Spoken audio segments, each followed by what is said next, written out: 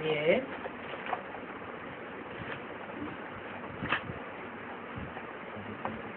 वाणी चल रही थी 9 फरवरी सन 66 की प्रातः सभा बम्बई में चलाई गई वाणी।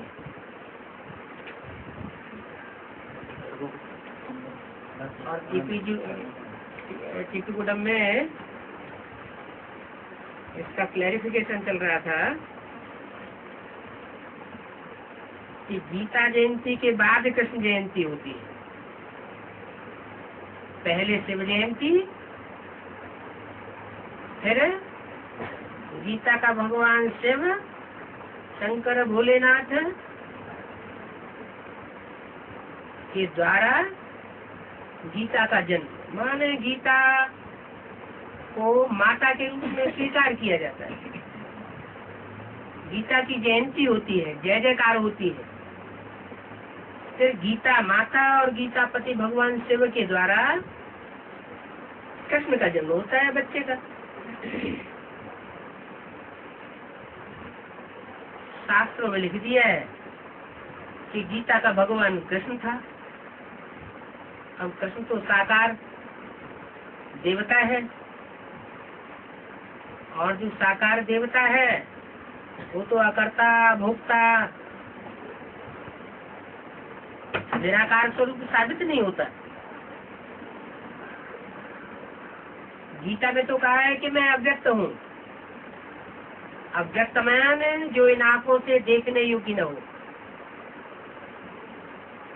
तो इन आंखों से जो देखने योग्य नहीं है वो तो सुप्रीम सोल निराकार शिव है, जो अभोक्ता भी है अकर्ता भी है,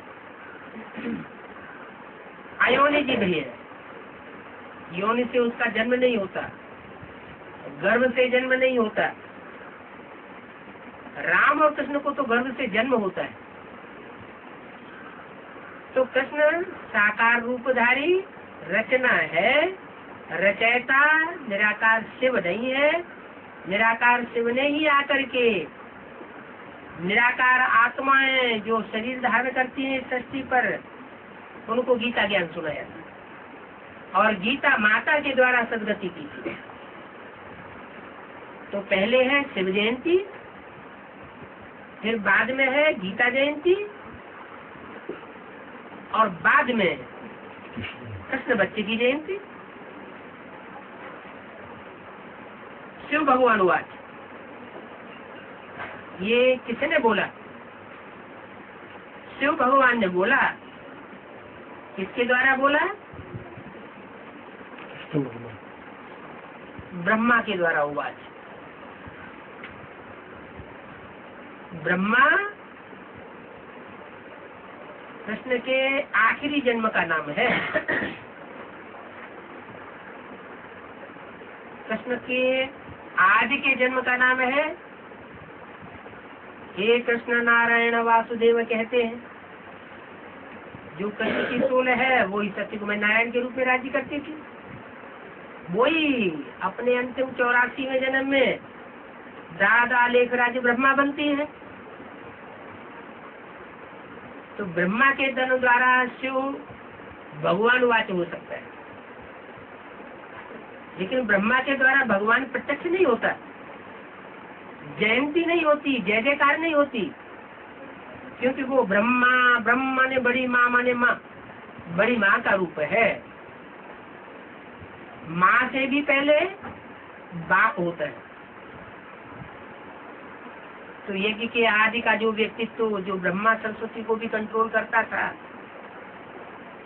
वही आदि में शरीर छोड़ गया, दोबारा ब्राह्मणों की यज्ञ में जन्म लेता है, उसमें परमात्मा शिव प्रवेश करते हैं और उनके द्वारा संसार में वो भगवान के रूप में प्रत्यक्ष होते हैं। प्रत्यक्ष होना माने जन्म लेना। वही ज्ञान का सागर है, स्वर्ग का रचयिता है। क्या कहा? यह ज्ञान का सागर ब्रह्मा नहीं है, ज्ञान का सागर वो है। 66 की वाणी है, माने 66 में बताया कि भविष्य में जो प्रत्यक्ष होने वाला पार्ट है वो ज्ञान का सागर है, स्वर्ग का रचयिता है। यह स्वर्ग का रचयिता नहीं, यानी ब्रह्मा का रूप स्वर्ग का रचयिता नहीं। उन्होंने तो 69 में शरीर छोड़ दिया। वो स्वरूप जो भविष्य में प्रत्यक्ष होने वाला है भगवान के रूप में, भगवान बाप के रूप में, वो स्वर्ग का रचयिता है। तो 69 तक तो स्वर्ग में स्थापन ही नहीं हुआ। तुम बच्चों को नॉलेज दे रहे हैं, कहते हैं माम एकम याद करो,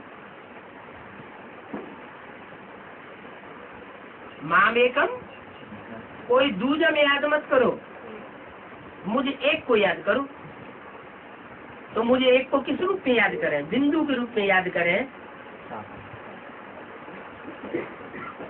कि कोई प्रैक्टिकल स्वरूप है साकार में, उस रूप के द्वारा याद करें। 33 करोड़ देवताएं हैं, उनमें से कोई रूप है। ये 33 करोड़ देवताओं में जो सबसे श्रेष्ठ है त्रिमूर्ति शिव है, जिसकी 3 मूर्तियां 3 देवताओं के रूप में प्रसिद्ध हैं। उनमें ब्रह्मा के रूप में याद करें, विष्णु के रूप में याद करें या शंकर के रूप में याद करें, जिसे कहते हैं शिव शंकर भोलेनाथ। किस रूप में याद करें? भगवान का प्रैक्टिकल साकार रूप कौन? अगर बिंदी कहें तो बिंदी बिंदी सारी आत्मा है, बिंदी ही है, अलग कोई रूप तो नहीं हुआ। कीड़े मकोड़े पशु पक्षी सभी आत्माएं बिंदु है। रूप तो चाहिए ना, नाम रूप धाम गुण कर्तव्य चाहिए ना, तभी तो कोई काम करके दिखाएगा। तो कौन सा रूप है? कोई एक मुकर्रर रूप चाहिए, जिस रूप में परमात्मा भगवान को गॉडफादर के रूप में याद करे। तो बताया वो नॉलेज दे रहे हैं, नॉलेज देने में वो सुप्रीम टीचर है, उससे बड़ा कोई टीचर हो नहीं सकता। अगर कहे ब्रह्मा के रूप में याद करें तो ब्रह्मा को तो यज्ञ के आदि में कोई हुए थे जो ब्रह्मा सरस्वती को भी नॉलेज देते थे, टीचर बन बैठते थे। डायरेक्शन देते थे। कहते हैं माम एकम याद करो, तो एक रूप वो कौन सा हुआ? देव देव महादेव, ब्रह्मादेव, उससे भी ऊंचा विष्णुदेव, और उससे सबसे ऊंचा, सब देवों में ऊंचा महादेव। तो वही ज्ञान का सागर है। उस माम एकम याद करो, कृष्ण को याद करने से तुम्हारे विकर्म विनाश नहीं होंगे। क्यों? विकर्म माने विपरीत कर्म, जो श्रीमत के विपरीत कर्म होते हैं, पाप कर्म होते हैं, वो नष्ट कृष्ण के द्वारा नहीं होंगे। क्योंकि कृष्ण की सोल तो 69 में शरीर छोड़ गई, और पाप कर्म तो बस हो ही नहीं पाए। सूक्ष्म शरीर का बंधन लग गया। तो जब सूक्ष्म शरीर का भूत प्रेतों की तरह बंधन लग गया, तो मुक्त आत्मा कहाँ हुई? मुक्त आत्मा तो तब कही जाए कि जब स्थूल शरीर से भी स्वतंत्र हो जाए और सूक्ष्म शरीर के बंधन से भी स्वतंत्र हो जाए।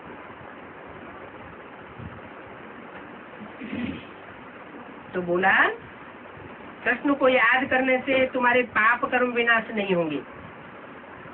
कैसे को याद करने से पाप कर्म विनाश होंगे? जो ऐसी निराकारी स्टेज में टिकता हो, जो निराकारी होने के साथ साथ निर्विकारी भी हो, निरहंकारी भी हो, देह का कोई अहंकार न हो। जब देह का अहंकार नहीं होगा तो देह के द्वारा पाप और पुण्य कर्म भी नहीं हो सकते। बल कोई कितना भी याद करे, कृष्ण के द्वारा याद करने से पाप कर्म भस्म नहीं हो सकते। माना बेसिक नॉलेज वाले ब्रह्मा कुमार कुमारियों की तरफ इशारा किया। कोई कितना भी ब्रह्मा बाबा में, ब्रह्मा और कृष्ण की सोल में परमात्मा शिव को याद कर ले, लेकिन उसके पाप कर्म भस्म नहीं हो सकते। कृष्ण तुम्हारे सामने खड़ा हो जाए, फायदा कुछ भी नहीं। क्यों? क्योंकि कृष्ण रचयिता नहीं है, रचना है। ये पाठशाला है। पाठशाला है माना पाठ पढ़ाया जाता है। कौन सी पाठशाला है? एम ऑब्जेक्ट होगा। जैसे स्कूलों में एम ऑब्जेक्ट होता है, वकीलों का कॉलेज है, डॉक्टरों की पढ़ाई का कॉलेज है, इंजीनियरिंग कॉलेज है। तो इंजीनियर, डॉक्टर, वकील बनाए जाते हैं ना। तो परमात्मा आकर के जो पाठशाला खोलते हैं उसमें क्या बनाया जाता है? वो गॉडली यूनिवर्सिटी है। उस गॉडली यूनिवर्सिटी में बनाया क्या जाता है? पद क्या मिलता है? मनुष्य को देवता बनाने की पाठशाला है, नर को नारायण बनाने की पाठशाला है। जैसे गीता में भी कहा है ना, हे नर अर्जुन तू ऐसी करनी कर जिससे तू नर से नारायण बन। हे नारी द्रौपदी तू ऐसी करनी कर जिससे तू नारी से लक्ष्मी बन। तो ये पाठशाला है मनुष्य देवता बनने की। ऐसे और कोई पाठशाला होती है क्या जहाँ मनुष्य से देवता बनाया जाए? गीता पाठशाला तो बहुत है, परंतु उनमें ऐसा थोड़ी कहते हैं कि तुम मनुष्य से देवता बन जाएंगे। बाप बैठ समझाते हैं। कौन से बाप? वेद के दो बाप। एक तो मनुष्य सृष्टि का बाप प्रजापिता, और दूसरा बिंदु बिंदु आत्माओं का बाप, वो भी बेहद का बाप है, सुप्रीम सोल शिव। तो सुप्रीम सोल शिव साकार मनुष्य सृष्टि के साकार बाप प्रजापिता में बैठ समझाते हैं। वास्तव में सन्यासियों आज किसको भी वेद उपनिषद साथ साथ पढ़ने का हक नहीं है। क्यों?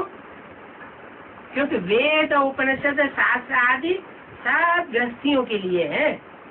जिन्होंने दुनिया ही छोड़ दी उनके लिए वेद और शास्त्रों उपनिषदों से कुछ लेना देना नहीं है। उनका है ही निवृत्ति मार्ग। कहते हैं हम जाकर के ब्रह्म में लीन हो जाएंगे। हम ही ब्रह्मा है। अरे ब्रह्म में लीन हो जाएंगे या तुम ही ब्रह्मा हो तो उससे क्या स्वर्ग बन जाएगा? फिर भक्ति आदि करने की क्या दरकार पड़ी है? क्या दुर्गति में पड़े हैं जो भक्ति करते हैं? भक्तों का रक्षक तो भगवान है।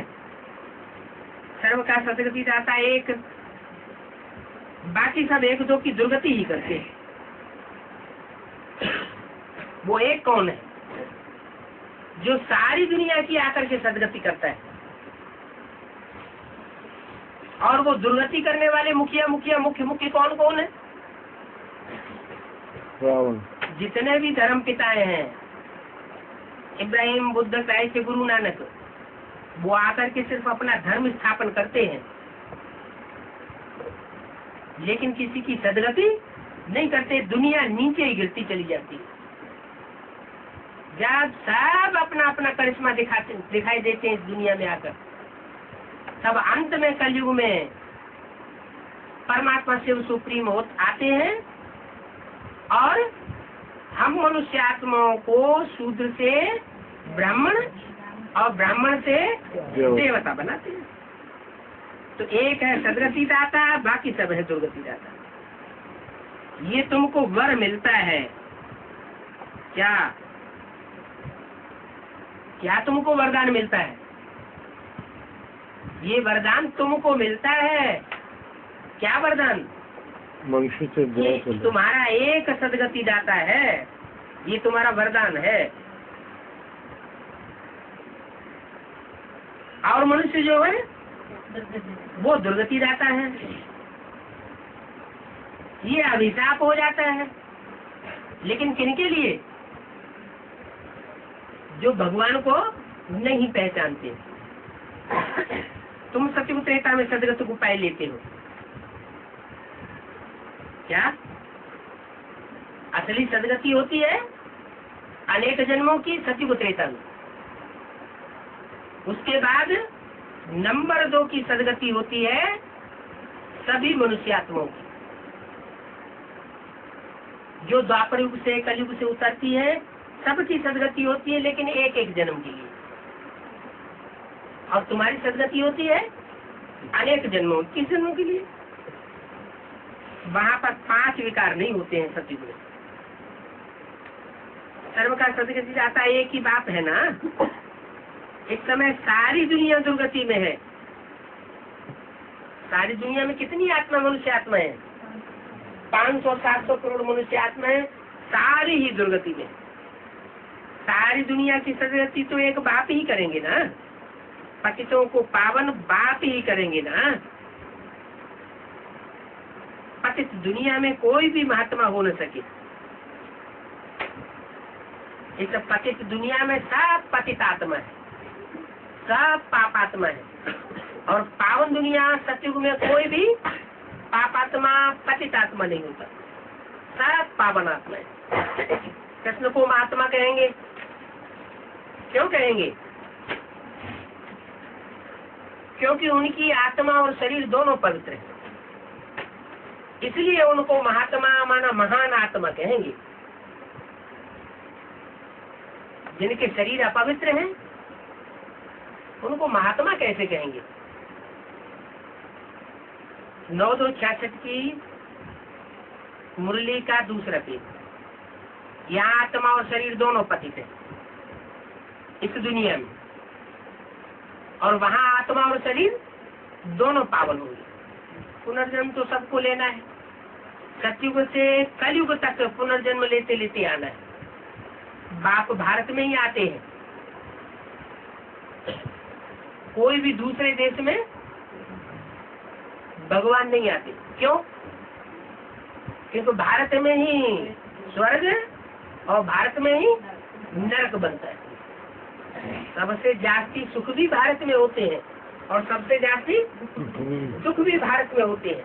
इसलिए दुखी दुनिया को सुखी दुनिया बनाने के लिए भगवान भी भारत में ही आते हैं। दूसरे देशों में न ज्यादा सुख होता है, स्वर्ग जैसे सुख दूसरे धर्म खंडों में नहीं होते। जैसे क्रिश्चियन धर्म खंड में, यूरोप में, अमेरिका में सतयुग जैसे 16 कला संपूर्ण सुख कभी नहीं हो सकते। इस्लामी धर्म खंड अरब देश में, अफगानिस्तान आदि में वो सतयुग त्रेता के सुख नहीं हो सकते, क्योंकि उनके धर्म पिता तो आते ही मध्य में है, जब आधी कलाएं दुनिया में रह जाती है। तो बाप भारत में आते हैं, भारतवासियों को ही समझाते हैं। क्या दूसरे देश के वासियों को समझाते नहीं हैं? क्यों है? क्यों नहीं समझाते हैं? दूसरे देश के भाषा भाषी, उनकी भाषा क्या होती है?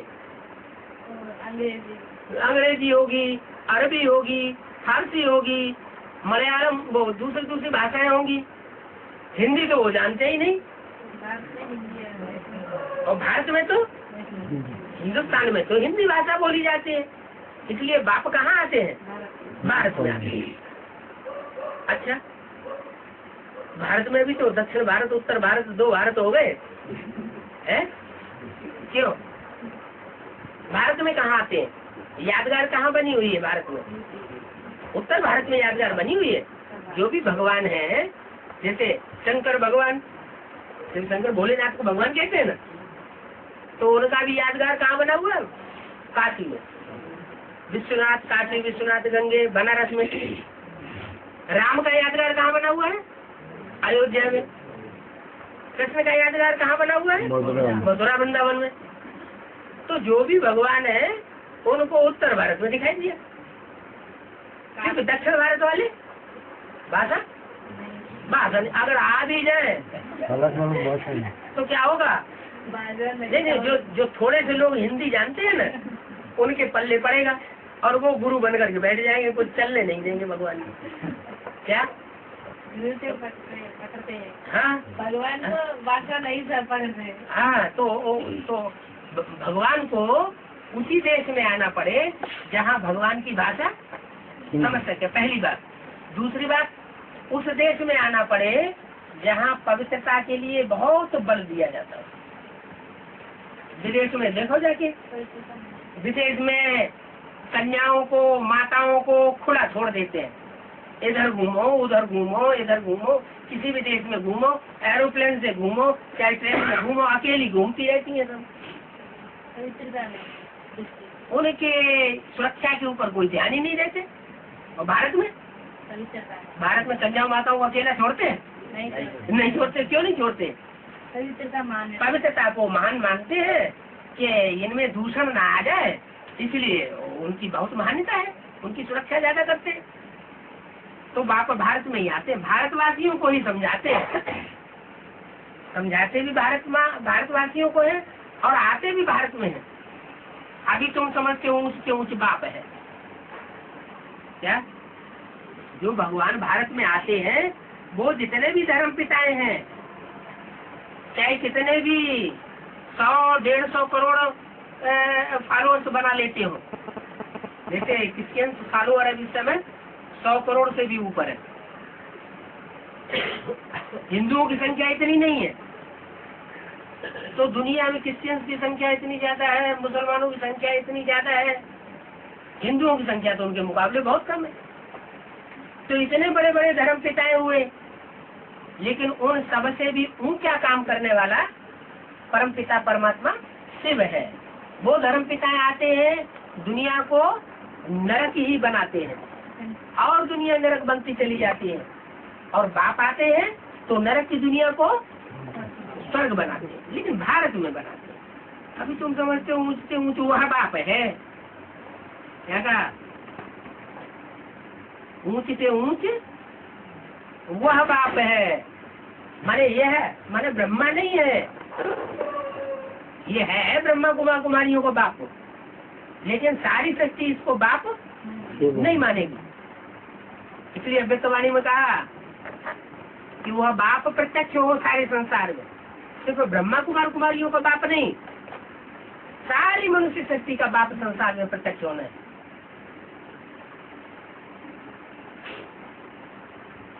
तो ऊंच से ऊंच वह बाप है जो सर्व की सदगति करते हैं। सर्व माने दूसरे धर्म वाले भी हो, उनकी भी सदगति करते हैं। वहां तो साफ दुर्गति है।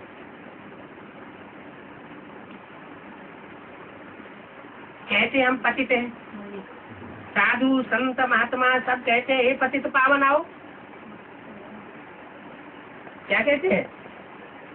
चाहे साधु हो, साधना करने वाले, चाहे संत महात्मा हो, सब कहते हैं हे पतित पावन, हाथ जोड़ के कहते हैं आओ, हम पतित हो गए, हम बहुत दुखी हैं।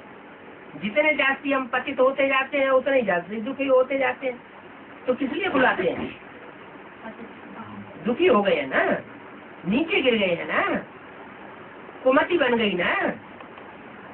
तो जब ऐसी दुष्ट बुद्धि बन जाती है कि मनुष्य नीचे ही नीचे कर्म करता जाता है, तो भगवान को आना पड़ता है सदगति करने के लिए। तो जो बुलाते हैं वो पतित हुए या पावन हुए? ये पतित पावन आओ कह के जो बुलाते हैं वो पतित हुए या पावन हुए?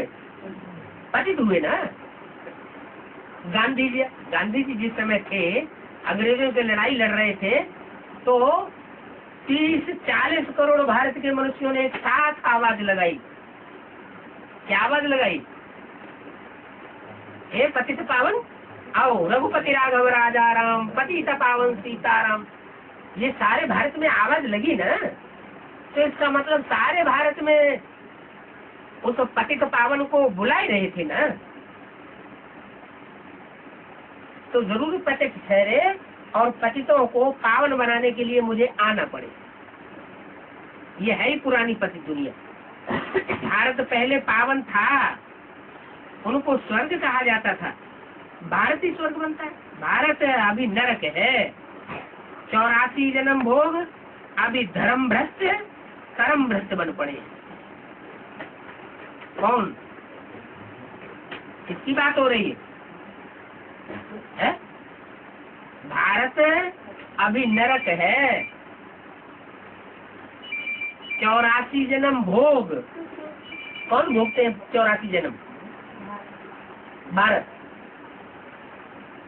माने सारे भारत का प्रतिनिधित्व करने वाला कोई एक है जो अभी पतित है कि पावन है? क्या है? पतित है। 84 जन्म भोग चुका है और 84 जन्म भोगने के बाद धर्म भ्रष्ट हो गया। क्या? कर्म भ्रष्ट। जो धर्म भ्रष्ट होगा वो कर्म भ्रष्ट भी होगा। कर्म भ्रष्ट बन पड़े हैं। बाप कहते हर 5-4 वर्ष बाद मैं आता हूँ और आकर के तुमको देवी देवता बनाता हूँ। तुमको किसके द्वारा बोला? ब्रह्मा के तन में बोला, 66 में बोला। तो कोई तो बच्चे सामने होंगे जिनके लिए बोला तुमको। उन बच्चों को सामने रख करके बोला तुमको देवी देवता बनाता हूँ। तुमको देवी देवता बनाता हूँ माने जो सामने बैठे हुए हैं, सामने इमर्ज किए हुए हैं, उनको देवी देवता बनाता हूँ। ये नहीं कहा इनको देवी देवता बनाता हूँ। माने किनको? ब्रह्मा सरस्वती को देवी देवता बनाता हूँ, ये नहीं बोला। तुमको देवी देवता बनाता हूँ। फिर तुम 84 जन्म लेते, पतित बने हो। फिर तुमको पावन बनाता हूँ। रिकॉर्ड चल रहा है, मैंने रिकॉर्ड बजाया गया। आने वाले कल की तुम तकदीर हो। तो तुम यहाँ किसके लिए आए हो? अपनी तकदीर को बनाने के लिए आए। जो आने वाला कल का भारत है, स्वर्ग का भारत है, उसकी तुम तकदीर बनने वाले बच्चे हो। भारत में ही शिव बाबा आते हैं, वो तो है निराकार। शिव बाबा कहाँ आते हैं? भारत में आते हैं। भारत में आते हैं तो वो निराकार आता है या साकार आता है? आता है तो निराकार बन के संसार में प्रत्यक्ष होता है, या जब तक साकार होता है तब तक प्रत्यक्ष हो जाता है? निराकारी जब स्टेज प्रत्यक्ष होती है संसार में भगवान की स्वरूप की, तभी संसार पहचान पाता है ये निराकारी भगवान। अगर साकार रूप में रहे तो दुनिया पहचानेगी नहीं, मानेगी नहीं। जैसे दादा लेखराज ब्रह्मा के जितने भी चित्र हैं वो सब साकार रूपधारी है, कोई भी निराकारी स्टेज वाला नहीं। जैसे और धर्म पिताएं आए हैं तो आते ही उनकी निराकारी स्टेज देखने में आती है, चाहे क्राइस्ट हो, चाहे महात्मा बुद्ध हो, चाहे गुरु नानक हो, उनके चेहरे से ही देखने से पता लग जाता है कि ये आत्मा इस शरीर से इस दुनिया में जैसे नहीं रह रही है, मन बुद्धि से इनकी आत्मा ऊपर उड़ रही है, ऊंची ऊंची स्टेज में। निराकारी स्टेज स्पष्ट दिखाई पड़ती है चेहरे पर। तो वह निराकार है। कैसे बात करें? तो कैसे ब्रह्मा द्वारा समझाता हूँ, इनके शरीर में प्रवेश करता हूँ। ये है प्रजापिता। बाप कहते हैं तुमको फिर से मनुष्य से देवता, पतित से पावन बनाने आया हूँ। तुम भारत की तकदीर बनाने वाले हो, आने वाले कल की तुम तकदीर हो। जो आने वाला कल का स्वर्गीय भारत है, स्वर्णिम भारत है, उसकी तकदीर बनाने वाले तुम हो। भारत को स्वर्ग बनाते हो। जो भारत अभी नरक है उसको तुम स्वर्ग बनाते हो। मैं अकेला तो नहीं करूंगा क्या? नरक को स्वर्ग बनाने का काम मैं अकेला नहीं करूंगा, है ना? तुम्हारे द्वारा करता हूँ। ब्रह्मा और ब्रह्मा मुखवंशावली बच्चों द्वारा भारत को फिर से स्वर्ग बनाने आया हूँ। बुलाते भी रहते हैं। इसके द्वारा स्वर्ग बनाने आया हूँ, ब्रह्मा द्वारा और ब्रह्मा मुखवंशावली बच्चों द्वारा। तो चलो ब्रह्मा मुखवंशावली बच्चे तो है अभी, लेकिन ब्रह्मा कहाँ है जिसके द्वारा स्वर्ग बनना है? वो तो शरीर छोड़ गया। जिसके लिए बोला ब्रह्मा द्वारा स्वर्ग की स्थापना, राजधानी की स्थापना, तो जब ब्रह्मा ही चला गया तो राजधानी स्थापना कैसे होगी? हाँ, जरूर ब्रह्मा की सोल कोई ब्राह्मणी के तन में प्रवेश करके ब्रह्मा माने बड़ी अम्मा माने जगदम्बा, सारे जगत की बड़ी से बड़ी माँ उसके रूप में प्रत्यक्ष होता है, और उस माता और उसकी सहयोगिनी शक्तियों भुजाओं के द्वारा स्वर्ग का गेट का उद्घाटन होता है। तो बुलाते भी है, हे गॉड फादर। आत्माएं बाप को याद करती है, जबकि दुख है तो याद करती है। जरूर सुख दिया है तो स्वर्ग के सुख घनेरे दिए हैं। कोई तो आत्माएं हैं जिनको स्वर्ग के सुख घनेरे देकर गया था, इसलिए याद करती है। तो ये तो बच्चों को समझाया गया कि बाप एक है, उनके बच्चे तुम आत्माएं भी मूल वतन में रहने वाली हो, जिसको निराकारी दुनिया कहा जाता है।